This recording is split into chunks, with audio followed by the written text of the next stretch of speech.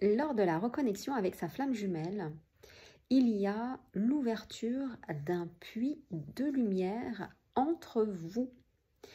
Vous formez votre propre union de la relation sacrée, donc flamme jumelle, et vous ouvrez un vortex de lumière.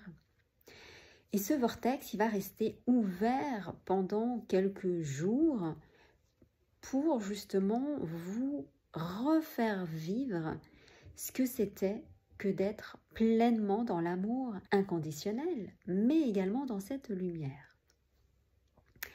Et puis, qui dit puits de lumière, dit forcément que ça attire les entités, ça attire les âmes errantes, ça attire tout type de personnes et de spectres qui veulent s'engouffrer dans cette lumière pour pouvoir évoluer, parce que eh bien, les âmes, les entités, elles aussi, elles évoluent à travers la conscience. Ça peut être les entités de la famille aussi, ça peut être les personnes décédées, ça peut être voilà, plusieurs choses au niveau donc de votre environnement. Un sacré vortex en tout cas qui est ouvert, donc tout le monde s'engouffre dedans.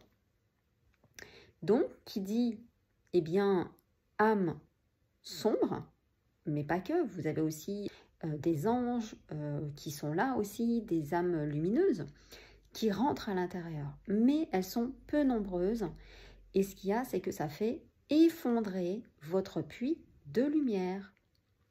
C'est pour cela que ensuite vous avez ces distanciations qui se font de plus en plus jusqu'à atteindre eh bien, la séparation, la nuit nord de l'âme, et puis tout le processus que vous connaissez en tout cas de ce parcours.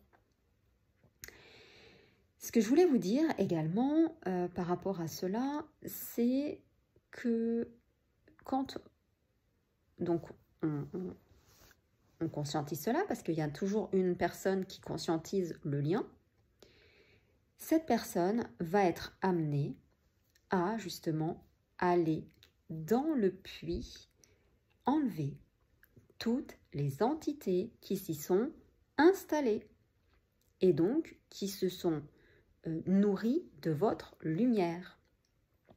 Mais il y a également toutes vos blessures à aller guérir personnellement. Il y a aussi eh bien, les liens transgénérationnels, les âmes qui n'ont pas pu s'élever dans votre lignée, et ça peut monter jusqu'à 7 générations, qui ont pu rentrer aussi à l'intérieur de ce puits pour justement eh bien, s'élever et donc pouvoir alléger ce lien. Quand vous faites ce travail personnel, donc ça prend du temps, il y a besoin de conscientiser les choses, mais il y a aussi besoin d'activer ces puits de lumière. Les puits de lumière que vous avez à l'intérieur de vous, c'est la Kundalini.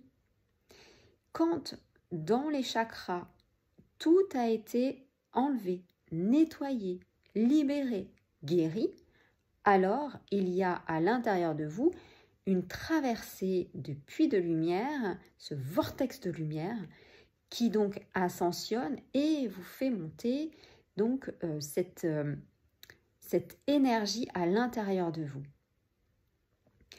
Quand cette énergie, elle est bloquée, c'est-à-dire quand la Kundalini arrive, mais qu'elle est bloquée à certains chakras, c'est qu'il y a encore des entités qui sont à l'intérieur, qui se nourrissent de vous, et donc qui vous met aussi donc, dans la dualité avec votre flamme jumelle, qui fait qu'il ne vous répond pas, il ne vous reconnaît pas, il ne conscientise pas.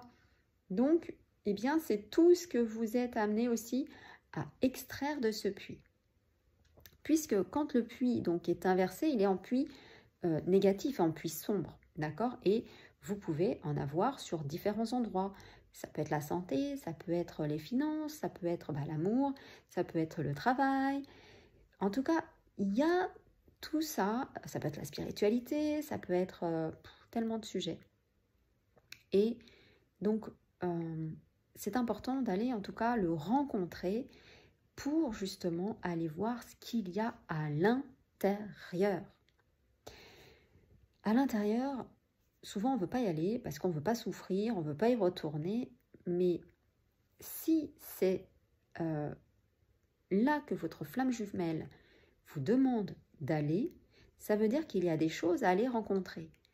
Pas pour avoir mal, mais pour prendre conscience de choses, pour pouvoir libérer, ça veut dire mettre à la place quelque chose de beaucoup plus lumineux et de pouvoir bien évidemment élever votre taux vibratoire, élever aussi les consciences que vous avez pour vous, mais les consciences aussi du transgénérationnel.